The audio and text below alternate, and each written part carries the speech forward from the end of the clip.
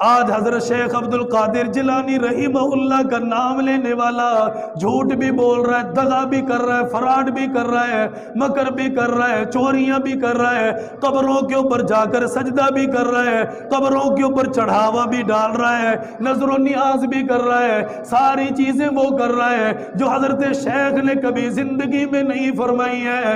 فرمایا چلنے لگے، ماں نے بلا لیا اور بلا کر فرمایا بیٹا جب جاؤ گے راستے کے اندر جھوٹ نہ بولنا، کسی کے ساتھ مکر نہ کرنا، چاہے تمہیں قتل کر دیا جائے، چاہے کتنا سخت معاملہ کر دیا جائے۔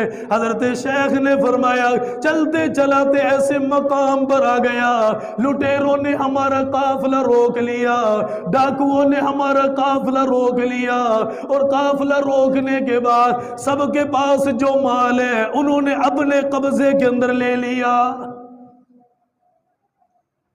حضرت شیخ سارے قافلے کے اندر معصوم ہے، زبان کے اوپر سے معصومیت ظاہر ہوتی ہے، چہرے سے پتہ چلتا ہے کتنی اخلاق کا مالک ہے، کتنے اونچے مقام کا مالک ہے۔ حضرت شیخ بھی انہی لوگوں کے درمیان میں موجود ہے۔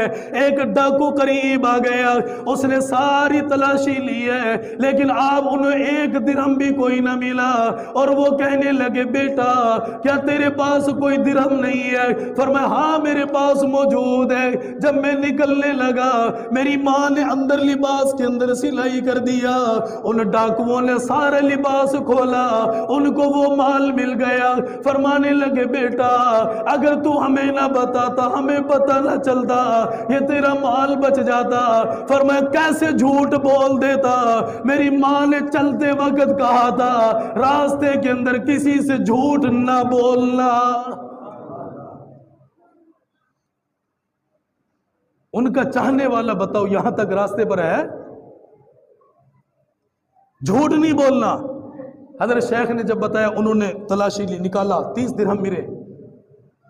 انہوں نے کہا لوگو ہماری زندگیاں اتنی گزر گئی، ہمیں اللہ کو پہچاننا چاہیے تھا، ہم نہ پہچان سکے، اور یہ معصوم جس نے ابھی وہاں قدم نہیں رکھا اس سے پہلے اللہ کی اتنی معرفت حاصل ہو گئی۔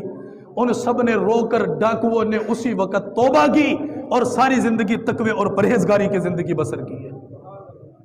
اور کبھی ماں کے تقوی کا اتنا بڑا انعام ملا کرتا تھا۔